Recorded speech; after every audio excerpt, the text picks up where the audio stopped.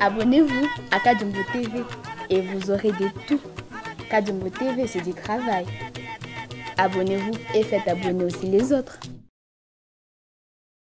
Bonjour téléspectateurs, bonjour amis de Kadjumbo TV. Bon week-end chez vous, bon week-end. Nous allons parler aujourd'hui de ceci. Retenez-le et ne quittez pas vos petits écrans ou d'écrans géants comme vous voulez. Ne quittez pas. Vous serez édifiés. Je vous ai présenté deux livres. Le livre qui parle sur l'Empire Luba, écrit par un natif de la province du Katanga, Lukanda Lomalale. Je ne sais pas, mais je vais m'informer auprès de la librairie Grand Lac, librairie Harmattan, si ils le vendent, pour que je vous communique. 2. Le livre qui parle du prophète souverain sacrificateur Kadima, Mwakwidi Bakenge. Je vais aussi m'informer là où vous pouvez trouver. Moi, généralement, je trouve des livres qui ont une certaine exception sur les étalages. Il y a d'autres livres, quand vous les trouvez là-bas, vous ne savez pas les trouver dans une bibliothèque. Vous ne savez pas les trouver dans une librairie. Alors, j'ai acheté des livres à l'entrée du supermarché GG.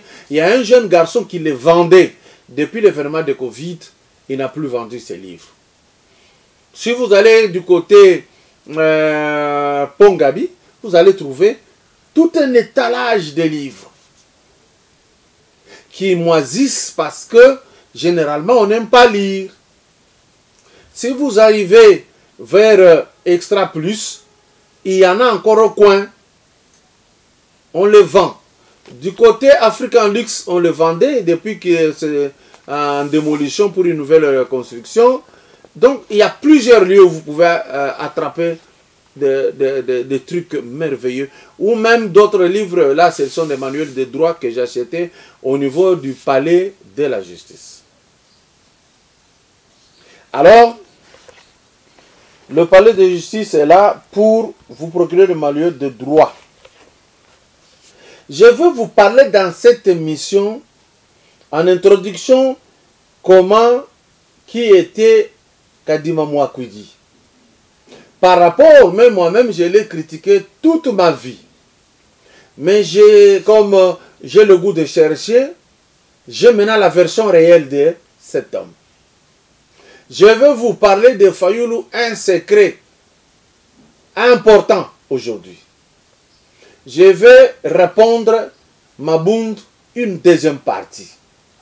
Donc ne quittez pas, je commence avec Kadima Mwakwidi. Kadima, on connaît son père du nom de Bakenge David. Son père était chrétien. D'une église que je vais vous dire ici. Sa maman, Naomi Kapinga, ses parents ici ont contracté leur mariage en 1923. Alors, la maman, toutes les grossesses s'avortaient. De 1923 jusqu'en 1926, toutes les grossesses, c'était un avortement en chaîne. Ce qui permit à ce que Papa David Bakenge puisse mener des démarches avec son épouse Kapinga Naomi. Comment, depuis 1923, aujourd'hui 1926, à ses débuts, on n'a pas d'enfants. Il priait dans l'église presbytérienne.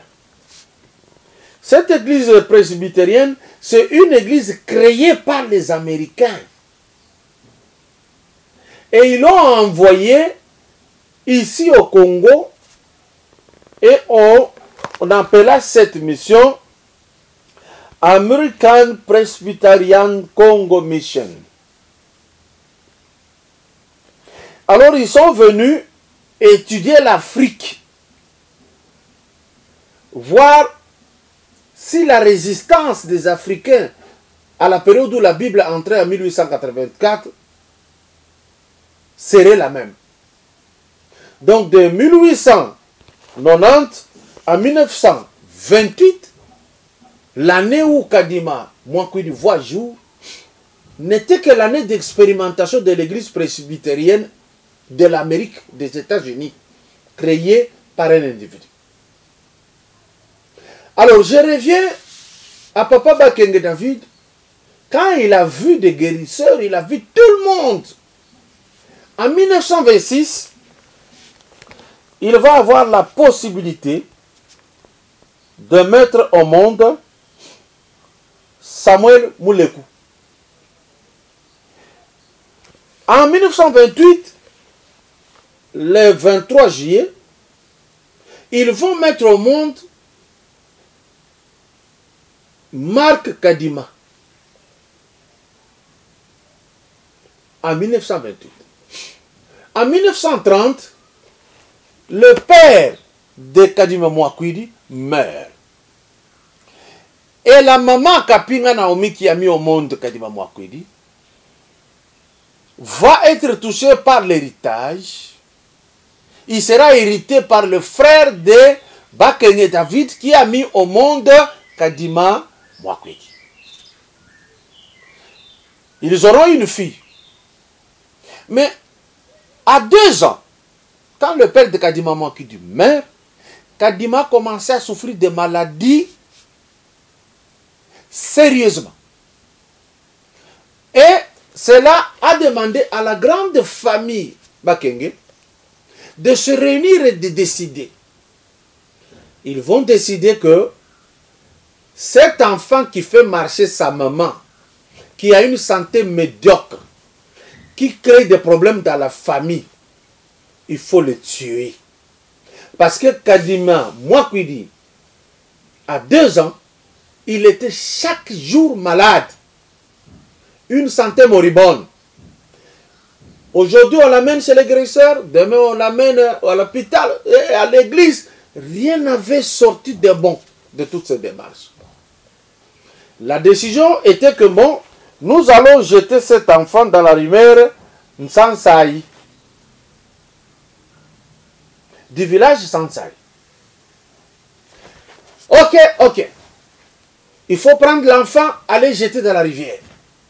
Parce que quand même tous les autres ont une bonne santé. Il n'y a que Kadima ici, Mwakwidi Bakenge, qui fait souffrir sa maman, qui fait souffrir tout le monde. Maman Kapinga Naomi prend l'enfant. Les autres pensent qu'elle est allée jeter l'enfant dans la rivière. Elle le fuit dans un lieu inconnu. Elle va rester là-bas jusqu'à ce que le Seigneur visita Kadima Mwakwidi et le choisit comme son serviteur, mais il était à jeune âge. Et depuis le jeune âge, tout ce que Kadima faisait était miraculeux. Il va commencer maintenant sa mission officielle en 1963. Je mets point pour aujourd'hui. Je viendrai continuer avec la vie de Kadima Mwakwidi. En 1963, c'est là qu'on va commencer à l'appeler sacrificateur et prophète Kadima Mwakwidi. Merci. Je passe à une autre vie. Vous voyez ici que Kadimomo Akuria comme maman, Kapinga Naomi, papa, Bakenye David, il a même ses frères Moulekou et sa soeur. Ils sont nombreux, même il a même des enfants au monde et vous en avez. Mais rentrons maintenant à Madidi Fayoulou. Sa biographie nous dit ceci. Que Fayoulou est né en 1956. Je vais chercher pour éviter de me tromper un tout petit peu. Il est né en 1956. Où il dit qu'il est né en Djili, quartier 12. 1956. Suivez-moi correctement là-bas. Le 28 novembre. Mais nous sommes allés faire des enquêtes. Parce que jusque-là, on l'appelle Melchisedec, qui n'a ni père ni mère, ni tante ni cousine. Nous devons savoir, ce monsieur vient d'où, qui a un si mauvais cœur et qui veut que le Congo embrase. Nous remontons à 1953. L'année à laquelle on va construire l'aéroport moderne de Djili. Mais il faut vous dire que l'aéroport est construit en Djili. Aujourd'hui, l'aéroport de Djili est dans la commune de Massina. Ne pensez pas que c'est dans la commune de Djili. Et la commune de Djili a eu son nom par la rivière Djili. En 1953, on fait l'aéroport de Djili. Toute cette partie-là, jusque là où vous avez Ndjili, il n'y avait pas de nom de Ndjili. C'était le territoire de Kassangoulou. Et le chef coutumier de Tekeumbu vivait là où il y a Petro-Congo et son nom c'est Ngangwele. Le 26 mai 1957, comme zone annexe, avec comme quartier 7 quartiers seulement. Est-ce que vous avez compris quelque chose? Naoum, Fayoulou, né en 1956, au mois de novembre, en Ndjili, quartier 12, alors que Ndjili n'existait pas en 1956. Ndjili existe le 26 mai 1957. Bande Korangai tiré des conclusions. Fayoulou né le 21 novembre 1956, en Ndjili, quartier 12. Mais Ndjili est créé en 1957, le 23 mai. D'où il n'est pas né en Ndjili. C'est faux. Il faut qu'on cherche là où il était né réellement. Vous voyez au moins quelqu'un qui voulait être chef de l'État de ce pays. Pourquoi a-t-il menti? Parce que si vous suivez un type comme ça, il n'est pas d'ici. Et il ne connaît rien. C'est ainsi que même quand il expliquait que j'ai étudié à telle école, il mentait. Parce que les épées ont commencé après, avec Mobutu. On a changé des noms de saint tel et tel, tel. C'était devenu école primaire. Épée Makutano, épée Kisenso, épée ceci. Alors que lui, si vous remontez son âge, les épées n'existaient pas. Donc, le mensonge est grand chez lui. C'est un homme à qui il ne faut jamais faire confiance. Je passe au dernier point. L'information qui est sortie par le contrôle des inspecteurs financiers sous l'impulsion du chef de l'État, viennent de découvrir que l'argent de l'OGFM payait la police en Tanzanie. Et que l'argent de DGDA payait la police au Rwanda. C'est l'information que nous avons. Ceci, ça n'a pas bougé la langue de Mabunda pour aller réclamer et dire que le procureur doit s'en saisir.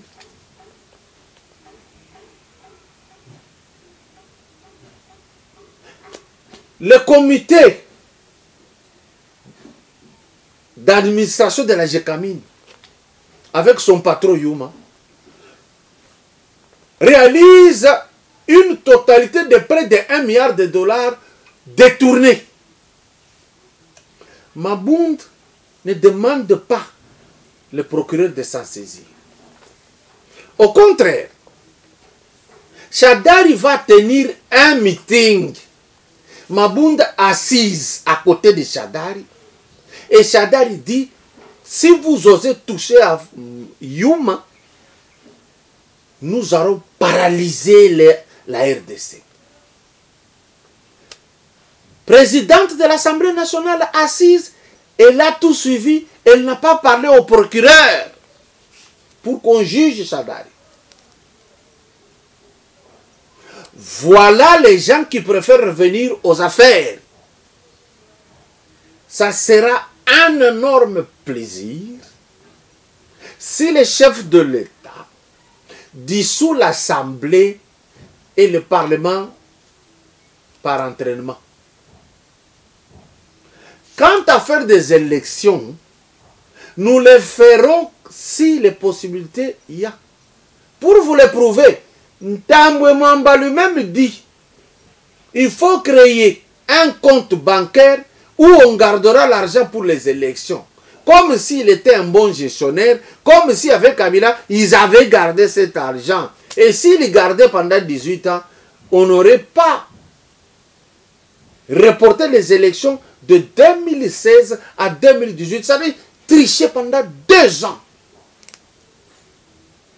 Aujourd'hui, ils parlent des élections parce qu'ils pensent qu'ils peuvent revenir aux affaires. Et ils regardent les paramètres, c'est difficile. Ils envoient leur autorité morale à venir au Sénat, croyant que là, ils vont réussir avec ce que Ngoï Kassanji pérore à travers les médias, que désormais, on élira le président de la République par un suffrage indirect, c'est-à-dire par les députés. Et leur calcul, c'est que nous allons tricher, avoir beaucoup de députés, et là, nous allons élire le chef de l'État. Il n'y aura pas ça. Il n'y aura que le suffrage universel qui va s'exprimer au scrutin direct. Et d'ici 2023, vous cesserez d'exister politiquement. J'ai dit bon week-end à ceux-là qui veulent le changement de la République du Congo, pas au FCC. Merci. Abonnez-vous à Kadjumbo TV et vous aurez de tout. Kadjumbo TV, c'est du travail. Abonnez-vous et faites abonner aussi les autres.